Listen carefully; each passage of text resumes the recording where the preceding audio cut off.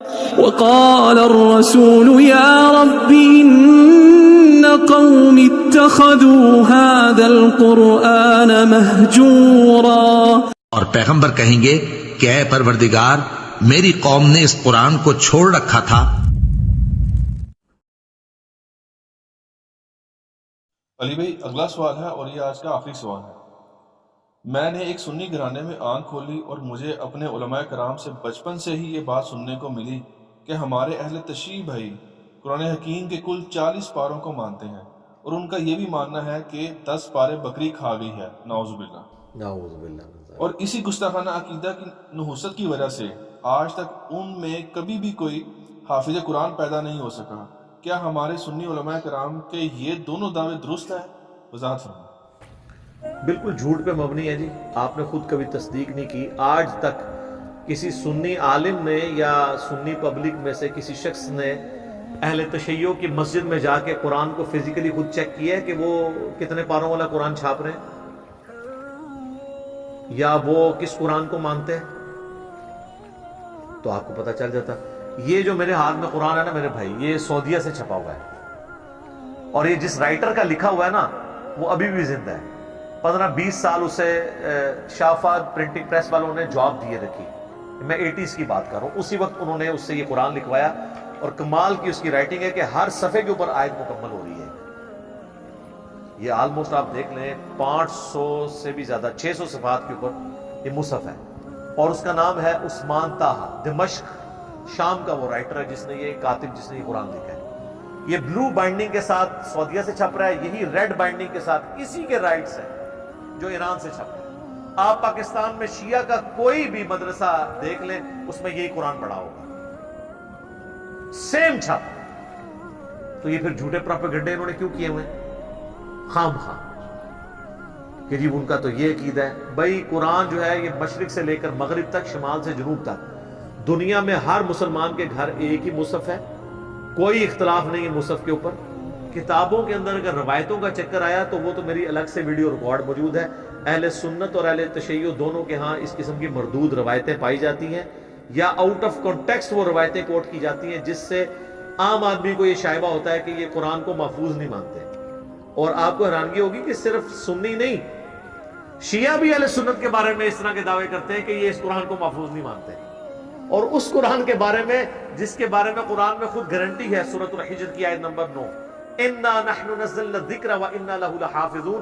اس الذکر یاد دہانی کو، اس کتاب کو ہم نے نازل کیا، ہم ہی اس کی حفاظت کرنے والے ہیں. اللہ نے حفاظت کی گارنٹی خود لی ہوئی ہے تو اس کے لیے کسی عالم دین سے سرٹیفکیٹ کی ضرورت نہیں ہے. جھوٹے پروپیگنڈے ہوتے ہیں اور وہ یہ جو پہلے مجھ سے پھکی والا جواب لے لیں، یہ کہتے ہیں جی شیعہ چونکہ گستاخ صحابہ ہے نا اس لیے آپ کو ان میں کوئی حافظ نہیں ملے گا. اچھا تو میرا سوال ہے کہ گستاخ صحابہ بڑا مسئلہ ہے یا گستاخ رسول ہونا؟ تو بریلویوں کے نزدیک اہل حدیث اور دیوبندی پکے گستاخ رسول ہیں. تو پھر اہل حدیث اور دیوبندیوں میں کوئی حافظ قرآن نہیں ہونا چاہیے. ہائے ہائے کیسی پھکی ہے، اس تو بڑی پھکی. گستاخ رسول بڑی چیز ہے یا اللہ کا گستاخ ہونا؟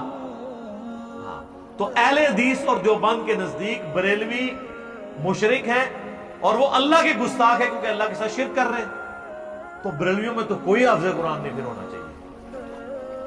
تو کیا پریکٹیکلی ایسا ہی ہے کہ بریلویوں کے اندر کوئی حافظ قرآن نہیں ہے، دیوبند اور اہل حدیث کے اندر کوئی حافظ قرآن نہیں ہے؟ تو یہ جو آپ نے کہانی کرائی تھی، یہ چورن بیچا تھا، وہ تو میں نے فزیکلی آپ کا ختم کر دیا. رہ کے اہل تشیع تو صرف پاکستان میں ٹرینڈ نہیں ہے اہل تشیع کے ہاں حفظ والا. اب حفظ کے مدرسے ان کے آئے ہیں.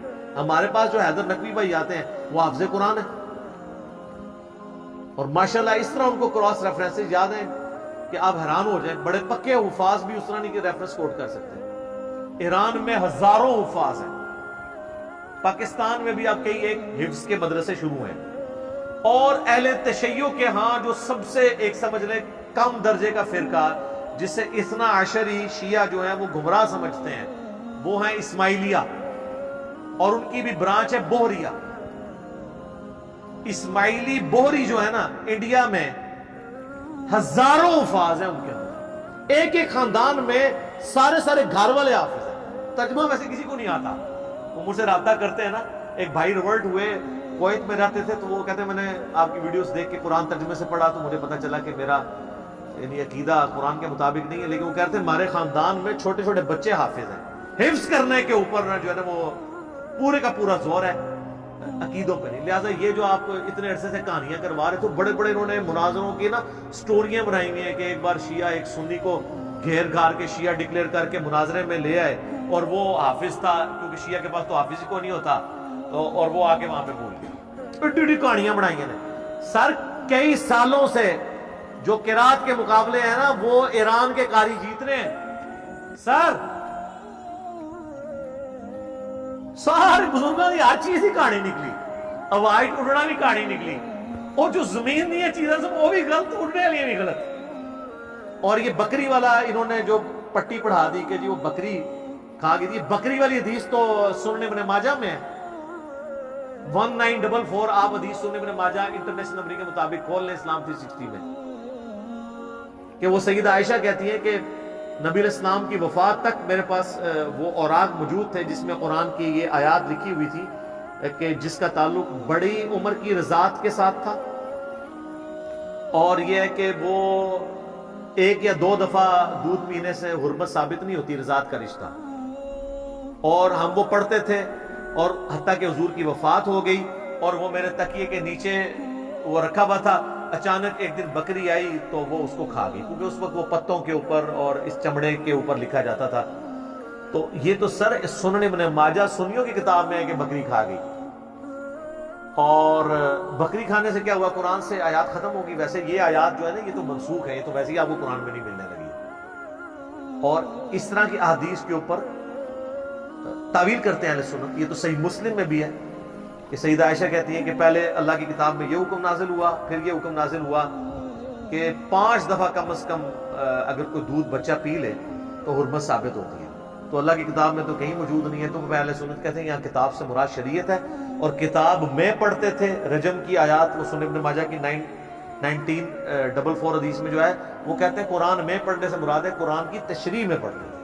دیکھیں اپنے کس طرح تعویل کرتے ہیں. ٹھیک ہے ہم مان لیتے ہیں تعویل. تو سر شیعہ کے لیے پھر یہی والی تعویل آپ قبول کیا کریں.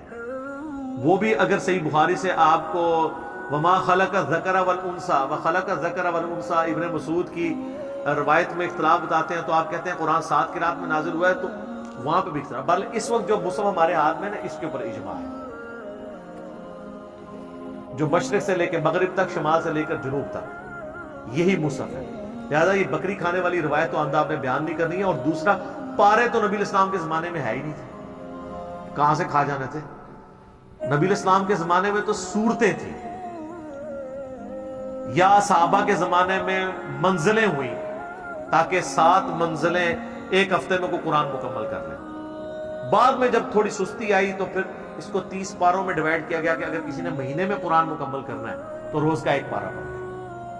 یہ تو بنو امیہ کے دور کے اندر پاروں ان کی پاروں کی ڈویژن ہوئی ہے. اس لیے آپ دیکھیں سعودیہ میں آپ کو کئی قرآن ملیں گے جو پاروں کی تفریق کے بغیر پرنٹ ہوئے ہیں, وہ اس تفریق کو مانتے ہی نہیں ہیں. تو لہذا یہ بکری کھا گئی تھی بالکل جھوٹ ہے, اور یہ بھی جھوٹ ہے کہ حافظ نہیں ہوتا. ورنہ تو میں نے بہت بڑی بات کر دی ہے کہ اگر صحابہ کے گستاخ میں کوئی حافظ نہیں ہے تو رسول اللہ کے گستاخ یعنی دیوبندی اور اہل حدیث بقول بریلویوں کے ان میں بھی کوئی حافظ نہیں ہونا چاہیے. تو امام کعبہ تو ہر دفعہ مصلی سناتا ہے, جس کے پیچھے آپ کہتے ہیں نماز نہیں ہوتی ہے, اس کو حفظ کیسے ہو گیا ہوا ہے؟ سر میرا تو دعویٰ ہے کہ کافر بھی قرآن کو حفظ کرے نا اس کو بھی حفظ ہو جائے گا. سر گرو نانک کو 14 پارے یاد تھے, تو مسلمان فخریہ بتاتے ہیں. یہ تو نالج کی بات ہے, کوئی بھی حاصل کر لے. اور بقول دیوبند اور اہل حدیث کے بریلوی جو ہیں اللہ کے گستاخ ہیں, شرک کرتے ہیں. تو بریلویوں میں تو اتنے حافظ ہیں, صرف الیاس قادری صاحب نے جتنے حافظ نکال دیے ہیں, آندہ تو 50 سال آپ حافظ نہ پیدا کرے, اتنے حافظ انہوں نے مدنی منوں کی شکل میں مدرسۃ المدینہ سے نکال دیے ہوئے ہیں. تو حفظ کرنے سے کیا ہو جاتا ہے؟ تو شیعہ کے ہاں بھی میرے بھائی ہزاروں حفاظ موجود ہیں. آپ جائیں ان سے, وہ آپ کو بتائیں گے کہ جناب یہ حافظ ہیں, آپ ان سے ملیں. پھر آپ نے کوئی نیا بہانہ گھڑنا ہے.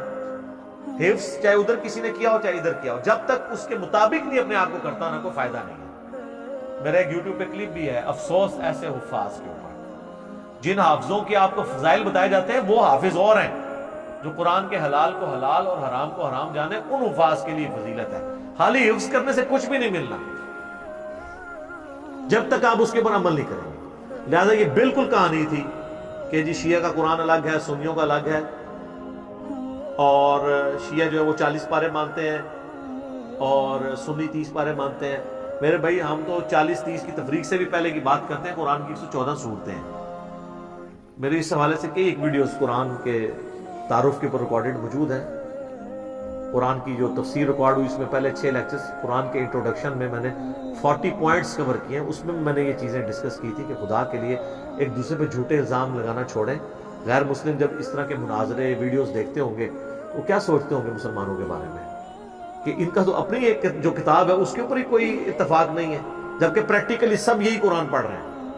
بتائیں نا کسی شیعہ کے گھر سے دوسرا قرآن نکلا ہے یا کسی سنی کے گھر سے دوسرا قرآن نکلا ہے، پریکٹیکلی تو اسی کو فالو کر رہے ہیں. تو پھر بات خام خواہ چند کمزور روایات یا آؤٹ آف کانٹیکس روایات اٹھا کر جن کو سنی شیعہ کے بڑے محدثین خود ریجیکٹ کرتے ہوں یا تعویل کرتے ہوں، وہ آپ ان کے کھاتے میں تو نہ ڈالیں. امین الحسینی صاحب ہیں ایک شیعہ کے اسکالر، انہوں نے کتاب لکھی ہے شیعت کا مقدمہ. اس میں شیعہ کے اوپر جو الزامات ہیں ان کے جواب دیے انہوں نے کہ یہ تو آپ کی پبلک نے آپ کو پڑھایا ہوا ہے، ایسا تو نہیں ہے. تو یہ پبلک نے خالی شیعہ کے بارے میں نہیں پڑھایا ہوا. بریلوی نہیں کہتے کہ اہل حدیث گستاخ رسول ہیں اور خارجی ہیں، تو اہل حدیث مان لیں گے ان کے کہنے پہ، اور اہل حدیث کے کہنے کے اوپر بریلوی اپنے آپ کو مشرک مان لیں گے. تو سب ایک دوسرے کو کہہ رہے ہیں، اسے کیا فرق پڑتا ہے؟ پریکٹیکلی بات کریں اور علمی اختلاف کریں، تکفیر کسی کے لیے. ٹھیک ہو گیا جی؟ اللہ تعالیٰ سے دعا ہے جو حق بات میں نے کہی اللہ تعالیٰ ہمارے دلوں میں راسخ فرمائے. اگر جذبات میں میرے منہ سے کوئی غلط بات نکل گئی تو اللہ تعالیٰ ہمارے دلوں ہی سے محو کر دے، ہمیں معاف بھی فرما دے، ہمیں کتاب و سنت کی تعلیمات پر عمل کر کے دوسرے بھائیوں تک پہنچانے کی توفیق عطا فرمائے. سبحانک اللہم و بحمدک اشہد ان لا الہ الا انت استغفرک و اتوب الیک وما علینا الا البلاغ المبین. جزاکم اللہ خیرا.